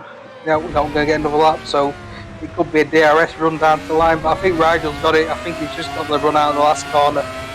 Oh, that was an excellent race. Wow, look at that. Great battle. Rodders in first position. Rigel in first position. Rodders in second position. An amazing battle by them. Third position now, Ben Rossini. To give you context, 38 seconds. 38 seconds behind Rodders is Ben Rossini. You can see him here, coming down to the going through the Virage de la Tour and down to the final hairpin there. 38 seconds. Then you've got Luca Gray, 36 seconds behind him. There's Luca there. It's unlikely that actually we'll be able to go through the field. So, I'll take control of it. Luca Gray, 4th. Mark Bean in 5th. Ross Garland, great race with Ross there from RMG Motorsports. David de Grief in 7th. Well done, David. Fantastic stuff. Jammer, we chatted to earlier on. Again, fantastic. Really well done. 8th position. Audi, I'm sure you'll be happy with 9th position. Ricky Richard, RWB Night Flight. Again, I know you'll be happy with 10th. FX in 11th. Some great battles with Flak 9 and with Pinpoint, and has won the day with both of them. Flak 9 in 12th. Ashley Keane in 13th. Cos and his battle with Ashley Keane. Looks like he lost that because Ashley has retaken that position of 14th. 15th, Pinpoint.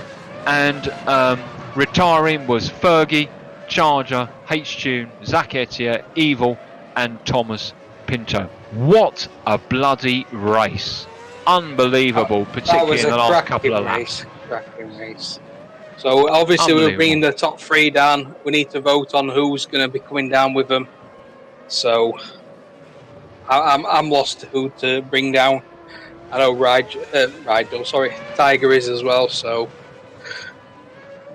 I really am. I really am. Because my racer of the event has got to be John Rigel. It has got to be. That strategy was absolutely spot on. And I want to know whether his tyres were going off at the end. Now, we're going to speak to him because he was first. But racer of the event? Have I got no suggestions from anybody?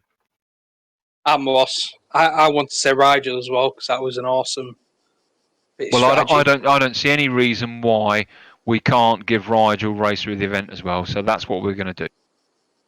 All right, so I'll bring down Rigel,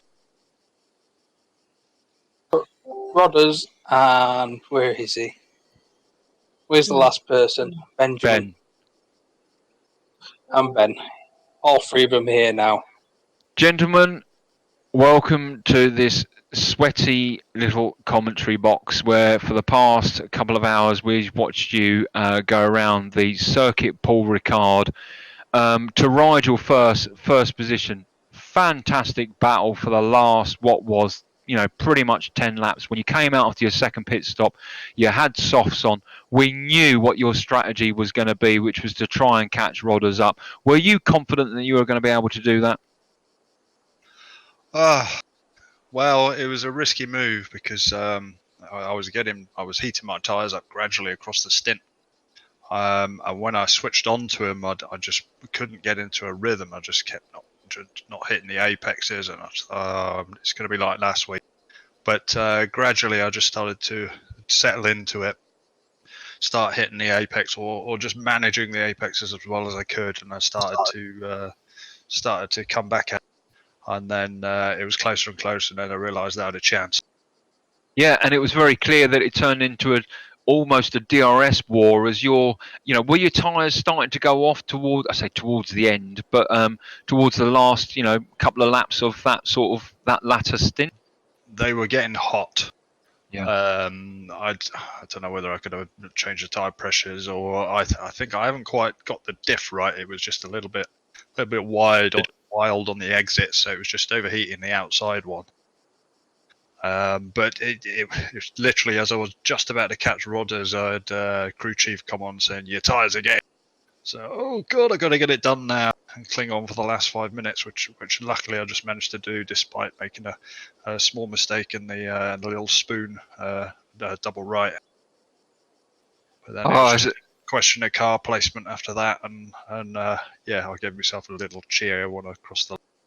Yeah, I'm sure you did. You also got racer of the event, by the way, which clearly after the stream we'll speak to Rodders about, because I think there's additional points. I think there's additional points for that, but when we were going through racer of the event, it wasn't because we didn't see anyone else, but we thought, well, how can we not give you racer of the event? It was a fantastic strategy to gamble with soft tyres the way you did, knowing they would get hot in that last stint and probably go off.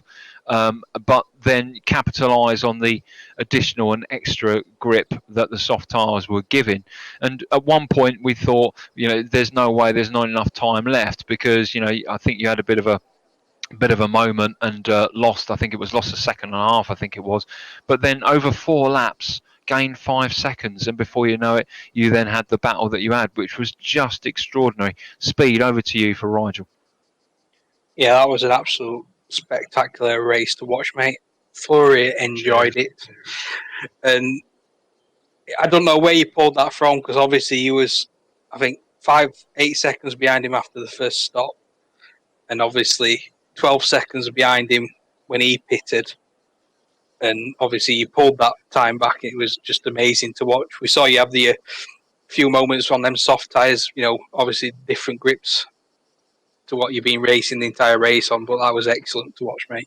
Yeah, consistency was the key in that. It was just so hard to get consistency. What you'd find is you'd have a really awkward couple of laps, and then you just suddenly settle in, and 4, 5, 6 laps went past, and then you start thinking about it, and then you lose your consistency again. So it came and went, and luckily it stayed with me for long enough just to make that gap. Well, it was phenomenal, absolutely phenomenal, and very well done. 1 for winning, and 2 for being racer of the event. No, in my view, no one deserved it better. I'm sure if there was a poll, which there isn't, it's down to us. I think people would. I know, as a good segue, I know that Rodders undoubtedly will be agreeing with me on that. Rigel, thank you very much. That was fantastic racing, that last bit there. To our second place then, to Rodders. I just sort of preempted, undoubtedly you will offer your congratulations, because that was a fantastic strategy, was it not? Yeah, I would just say first, congrats to Rigel. He picked, I think, the best strategy, and he implemented it really well.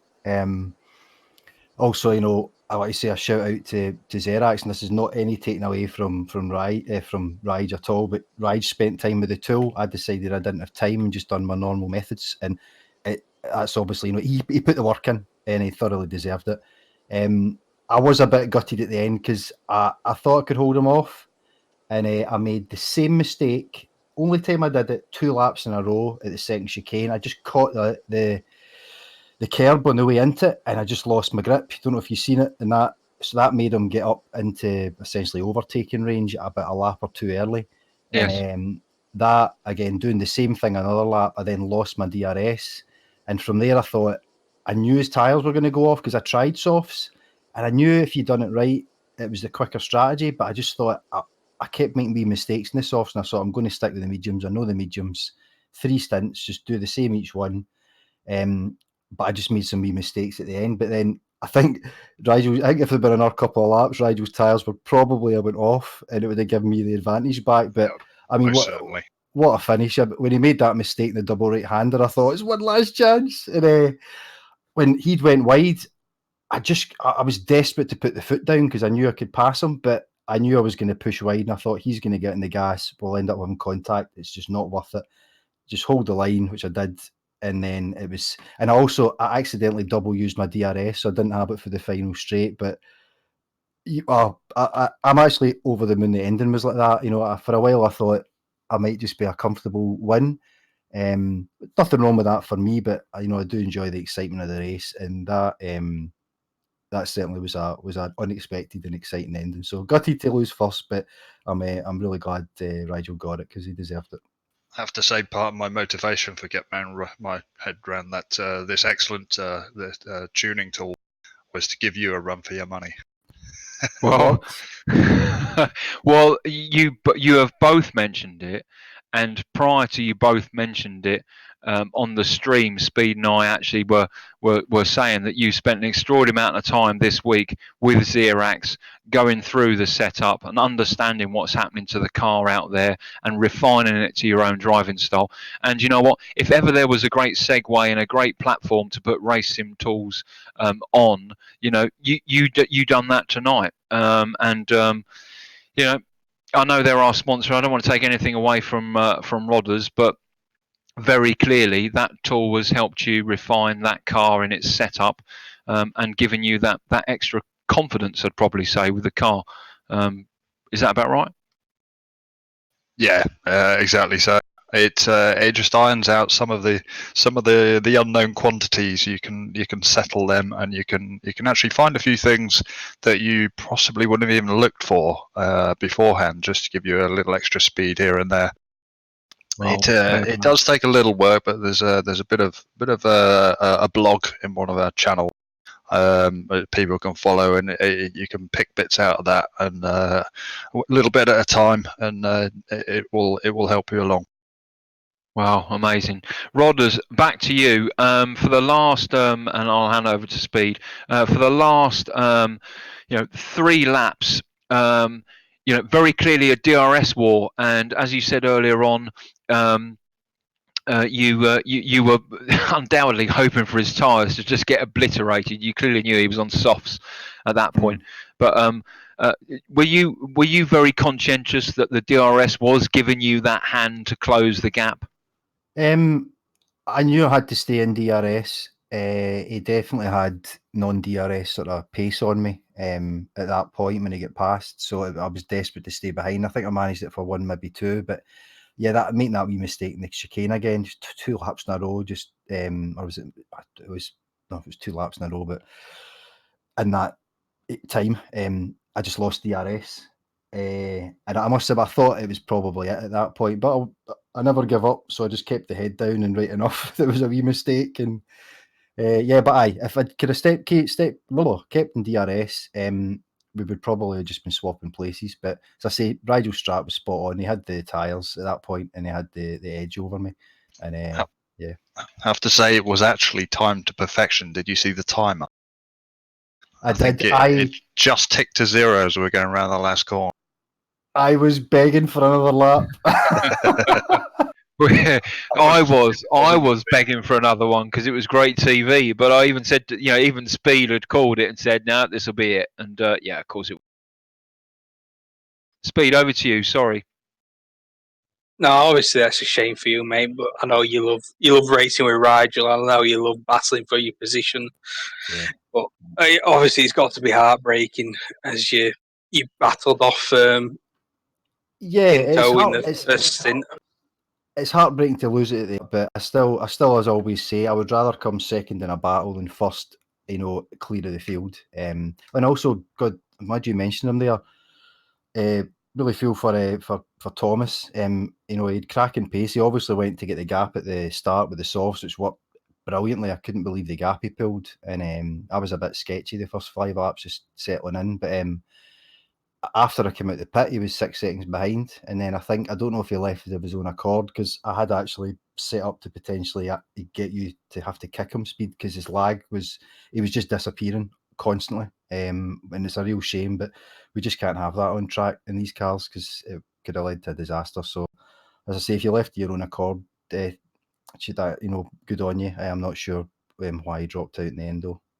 Yeah, I think it was. You are right. I think it was on wireless. He has mentioned something on YouTube chat, although I've closed that now. Yeah, he had a fantastic pace at the beginning there, and I was, we were both quite staggered at how he was pulling away. But of course, he was on the softs. We thought perhaps he was on a lighter fuel load, and nothing to take anything away from Thomas, not at all. And we've said this already on the stream, but there was a couple of aggressive moments there once he had pitted the first time round and then came out, was in 6th, and I think he had a couple of battles, and it was very clear that he was very firm and aggressive in places where perhaps actually he would have been better off just holding off and using his ability to take people on the straights and so forth. But yeah. I think he made a small mistake. I mean, get the gap at the start worked brilliantly. Unfortunately, you're coming into traffic, and people aren't going to be probably pitting for another 5-6 laps, so that can completely, it can actually play in your favour if you're lucky, but all else being even, it's going to slow you down. So no, that was a real shame. I think Rigel and I have had a good couple of first races, but with Milan and Timothy's, they're it's quicker, if not quicker. So I really hope Milan makes it back. I was expecting him here this week, so that we've got a good 3, 4, 5. Evil had a bad one as well, and you got a good bunch of us fighting at the front. So that's good. 2 different winners, two races. Good start to the league. Absolutely, yeah, wonderful. And let's move on to our third place. Let's take nothing away from Ben. Benjamin Rossignol. Forgive me, you have to put me right if I've pronounced that right. But Ben, lovely to see you again in 3rd position, as you were in the first race at the Red Bull Ring. How did the race go for you?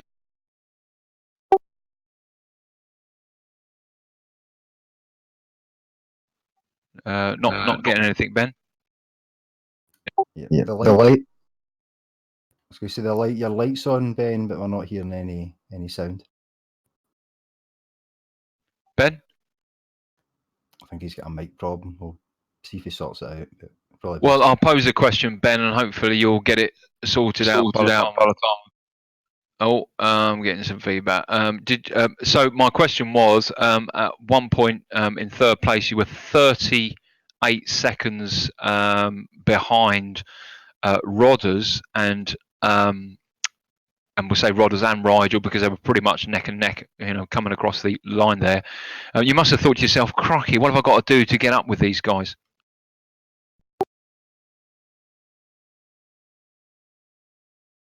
Oh, what a shame!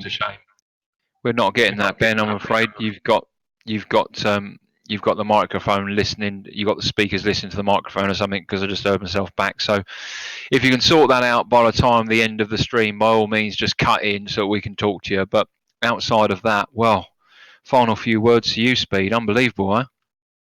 Yeah, that's probably another exciting race in this FRX17 League. Just a shame that I'm not out there. Well, yeah, well, crikey, the last time I said that, you kicked me out of the commentary box and I ended up coming last. I don't think I'll do that again. Anyway, look, where were we in the first race? We were at Red Bull.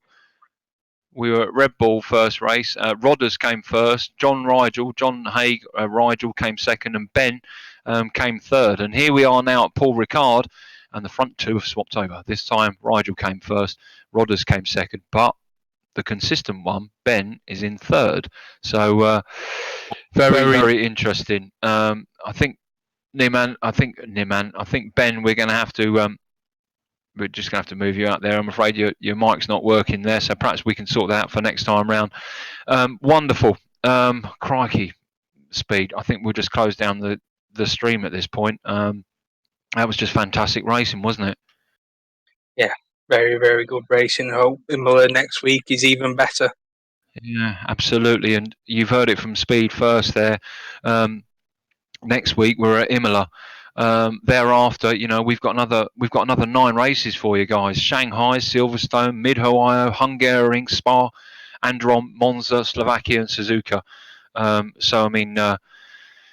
Wow, lots more excitement, and do please tune in. So remembering, of course, that such a sad day to see the passing of Antoine Hubert at Spa, and this race, of course, was dedicated in his memory.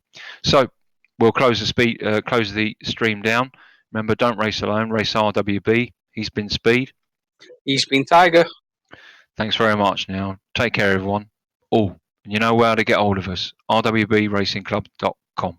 No, rwbracing.club. Take care. See you next week. Bye bye.